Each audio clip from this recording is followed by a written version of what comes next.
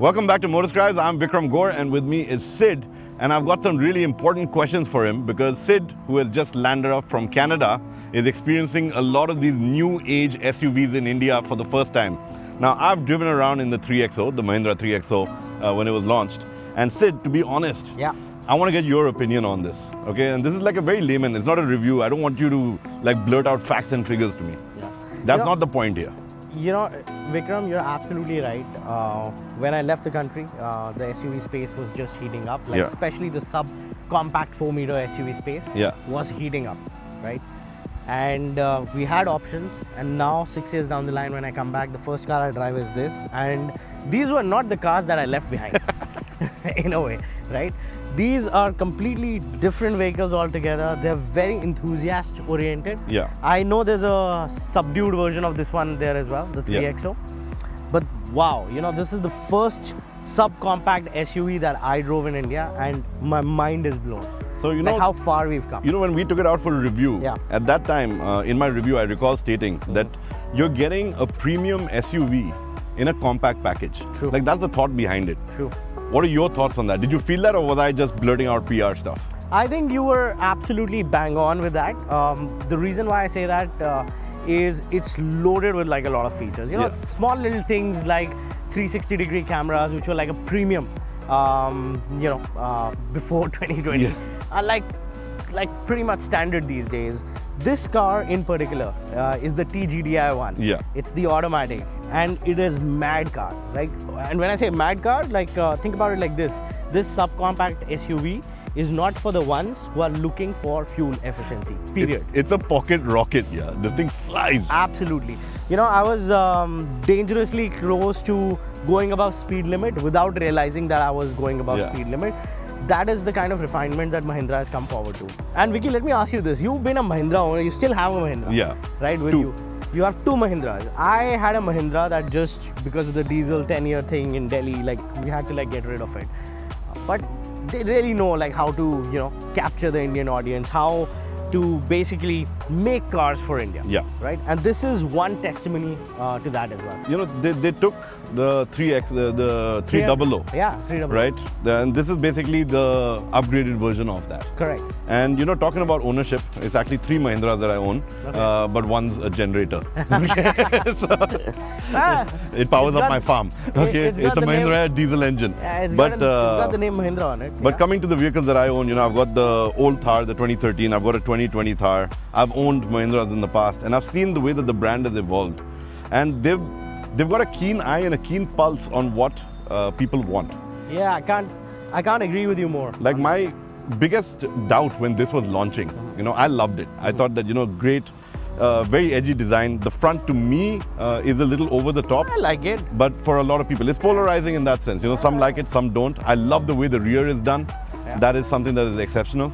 But what won me over was the drive quality, the performance, and the fact that they packed it with these like high-end features. Like you find them in the 700. Correct. You know, these are those same features that are all the way down in a 3XO. And you know, to bringing to your point, I also want to talk about, you know, the refinement that they've done. I drove way back, like 6-7 years back, you know, there are few automatic engines and their automatic transmissions were not up to the mark. No. Right? They were not ideal at all. And with this one, you know, like I was pleasantly surprised with the way that I couldn't feel like the gear shifts happen. Right? You don't expect that from a Mahindra. And you know, if I may say so, and maybe like it's a bit of a stretch, like people may say I'm just like exaggerating. I've driven a lot of nice cars in my 6 years in North America, and trust me when I say this, you know, this is almost at par with what you can find in the Western world as well. So Mahindra, kudos to you. Fantastic vehicle over there. So, and now you live in Gurgaon. Okay, and you're talking about getting a car in Gurgaon. It's narrow roads, whatever, crowded roads, lot of traffic, tight parking spots, all of that. But you've experienced luxury, you've experienced nice vehicles. You had an Audi when you were living in Canada, right? You know, you want some of that creature comfort back in your life, but you don't want to have to struggle with it, right? You don't want to have to find parking spot or worry about a scratch on your car.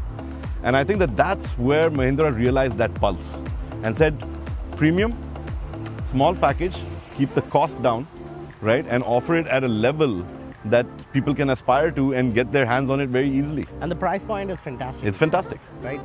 Like I was pleasantly surprised on that factor as well, because my wife doesn't say this for a lot of vehicles. Yeah. You heard her I say know that as she well. wants this one. She sat in this car for the first time and she's like, wow, you know, like they've come a long way. This is a nice little car for a place like Gurgaon. And I'm like, wow, you know, she really doesn't say or, you know, put out her opinion that Like easily. that. She leaves that to you, right? Like the man of the house. I you was get to like, take the big yeah, decision. man, for once we agree on something. So yeah, I would say a fantastic little peppy urban SUV. Yeah. It's got the ground clearance, it's got the wheels to it, it's got the power to it. Very good on space. I was in the back seat when you were driving me around yesterday. Yeah. It's amazing, man. True. Like they really sorted out a lot with this as a product. In fact, I must tell you, like even in terms of like the driver's seats, they're quite body hugging. They keep you planted as well in the seat over there. Like even if you're doing like high speed, you know, slight corners or you're like drifting away. Not drifting away, but like if you're doing like pushing it through corners, like the seat will still hug you. One of the things that was a bit of still Mahindra to me was, I would say, still that use of piano black finish. No. I'm not a big fan of it. Never was.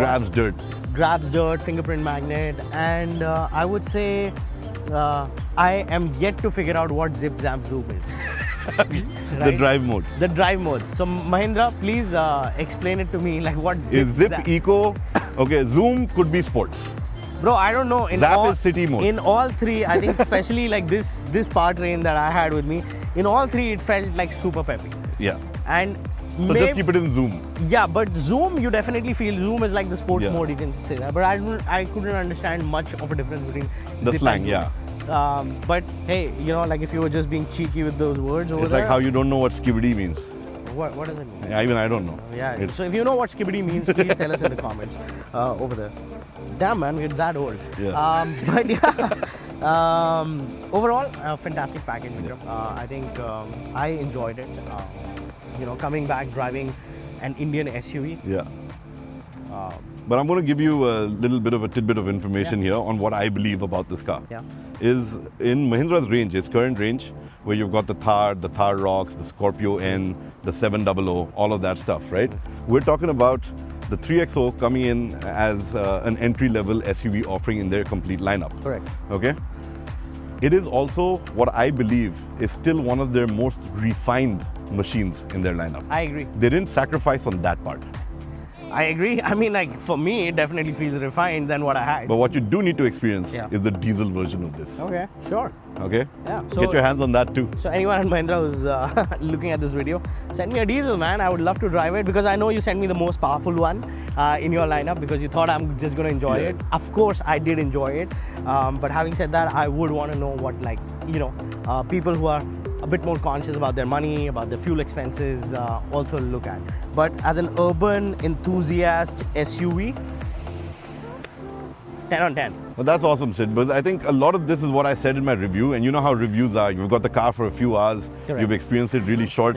And you have to make an opinion based on your first, you know, experience over there. Sometimes we get it wrong. We're human at the end of the day. We do get it wrong sometimes. Sometimes we get carried away with the excitement of a new product in the market. And, you know, we tend to overstate a few things. True. But to hear it from you where you've had the car now for a week, you've been using it every day, driving between Gurgaon and Noida and everywhere. You know, and this video I sort of just hijacked. And you're not planning on saying any of this. That's true. But I really wanted to hear this because according to me, sometimes getting that second opinion, understanding what someone else has experienced, it kind of instills faith that I know what I'm doing, and it also instills faith in that we actually know what we're doing and in understanding a product. So if you're looking for a nice compact SUV, I would say the 3XO should definitely make it to your list. It's one of those machines that does almost everything just right, and you really can't go wrong with it. Isn't that right, Sid? Absolutely. And you know, I'm going to be posting like a bunch of stuff even on my channel out there. Do watch out for that as well. Of course, you'll see me a lot on Motorscribes because, you know, this is what Vicky and I wanted to do for a very long time. We finally got the chance to do it as well. So yeah, that's it from our end. Do Do send us some likes over there. Do send us your comments. Tell us what do you think about this video. If you don't like this video, even tell us that. You know, it helps us improve day in, day out. Learning is a constant process. Absolutely. That's what we believe here in Motorscribes. Thank you so much for watching over here, and thank you so much for having me here, Vikram. Absolutely, Sid. And for you guys out there, if you do have any questions you want to ask me and Sid, please post a comment below. It's my promise and the Motorscribes promise, and now Sid's promise as well, that we answer every question that comes in on the Motorscribes channel.